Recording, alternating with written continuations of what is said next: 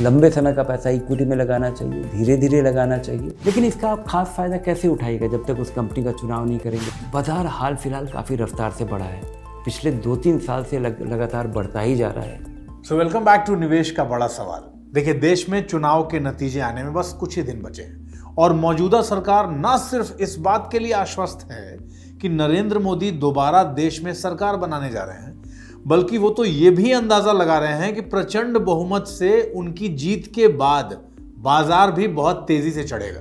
तो इन प्रेडिक्शंस को देखते हुए क्या ये सही समय है निवेश करने के लिए, और अगर हाँ तो कहां निवेश करना चाहिए?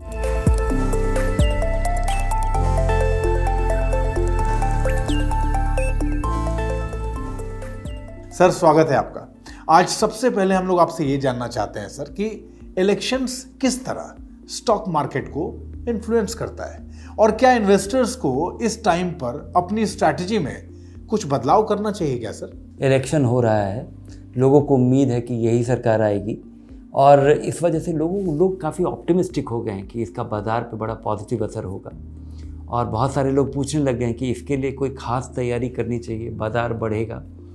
मुझे नहीं पता है कि आपको क्या बात तैयारी करना चाहिए। आपको आम तौर पे किसी भी निवेशक को लंबे समय के निवेश के लिए आपको बाज़ार में इन्वेस्टेड रहना चाहिए। और इस इलेक्शन के रिज़ल्ट से आप फ़ायदा उठाने की कोशिश मत कीजिए, क्योंकि अगर आप पूरी तरह इन्वेस्टेड हैं तो आपको कुछ करने की ज़रूरत नहीं है। अगर आप इंतज़ार कर रहे हैं गिरावट का तो पैसा लगा दीजिए, क्योंकि इसको परफेक्टली टाइम नहीं किया जा सकता है। और अगर आप बहुत दिनों से सोच रहे थे कि लगाना है और अभी तक आप नहीं लगाए हैं या आपने शुरुआत नहीं की है, तो उस पर सोचना शुरू कर दीजिए, लगाना शुरू कर दीजिए। क्योंकि बाज़ार के में गिरावट का या बाज़ार में भारी उछाल आने की उम्मीद में लगाना, ये अपने आप में एक बड़ा खतरनाक स्ट्रैटेजी है। लंबे समय का पैसा इक्विटी में लगाना चाहिए, धीरे धीरे लगाना चाहिए, और अभी तक नहीं लगा है तो कम से कम शुरुआत कर दीजिए। अच्छा सर, ऐसे टाइम पर किसी खास सेक्टर या किसी खास कंपनी में निवेश करना चाहिए क्या? इलेक्शन की उम्मीद पे किसी खास सेक्टर या किसी खास कंपनी में पैसा लगाना नहीं चाहिए, क्योंकि अगर ऐसा हुआ तो आप ये सोच रहे हैं कि कुछ खास कंपनी या सेक्टर को ही फ़ायदा मिलेगा। अगर ये सरकार आती है और इनकी पॉलिसीज़ अच्छी रहती हैं, पॉजिटिव रहती हैं, और जो कुछ भी पिछले 10 साल में हुआ है उससे ओवरऑल हमारे इकॉनमी को, हमारी कंपनियों को बड़ा ब्रॉड बेस्ड फ़ायदा हुआ है।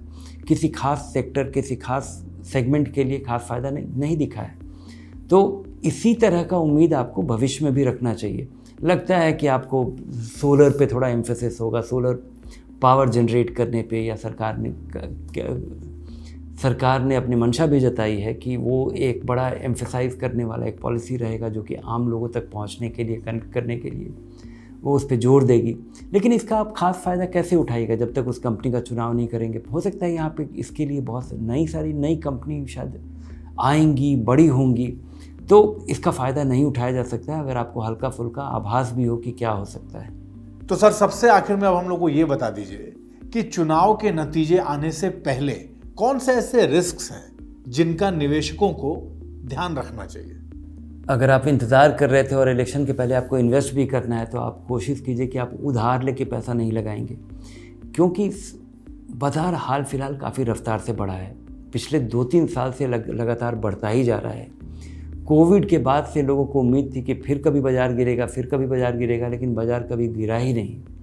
तो 2020 के बाद से जो लगातार बाज़ार बढ़ता चला गया है, उसमें अभी आप नहीं कह सकते कि बाज़ार सस्ता है, बल्कि ऐसा संभव है कि ये सरकार आ जाए, लोगों की उम्मीद के हिसाब से आ जाए, और अचानक उसके 2 क्वार्टर के बाद, 3 क्वार्टर के बाद लोगों को लगे कि कंपनियों की आमदनी नहीं बढ़ रही है, लेकिन स्टॉक प्राइसेस काफ़ी डिफरेंट लेवल पे पहुंच गए हैं, और हो सकता है बाज़ार कहीं बढ़े ही नहीं। और ऐसा अक्सर होता है, हम उम्मीद से की वजह से बाज़ार बढ़ गया हो, लेकिन कंपनियों की आमदनी में अगर बढ़ोतरी नहीं होगी तो कंपनियों ये दाम बढ़ना बंद हो जाएगा और फिर आप निराश होंगे। तो इसलिए एक अपना प्लान बनाइए। इलेक्शन आएगा, इलेक्शन जाएगा, कंपनियां तरक्की करेंगी, डाइवर्सिफाई कीजिए, इक्विटी में पैसा लगाइए, और इस इलेक्शन के रिज़ल्ट से और ये करने से कोई ख़ास मौके का फ़ायदा खास आप उठा पाएंगे। इस प्लान पे काम मत कीजिए। बहुत बहुत धन्यवाद सर, इस पूरे विषय को हम लोगों को आसान भाषा में समझाने के लिए। तो देखिए, मार्केट को लेके किसी भय, संशय में बिल्कुल मत रहिए, और अपने निवेश या अपनी इन्वेस्टमेंट प्लानिंग को लेकर कोई भी सवाल मन में हो ना, तो बेझिझक धनक से पूछ लीजिए और अपने प्रश्नों के उत्तर के लिए धनक को आज ही सब्सक्राइब कर लीजिए।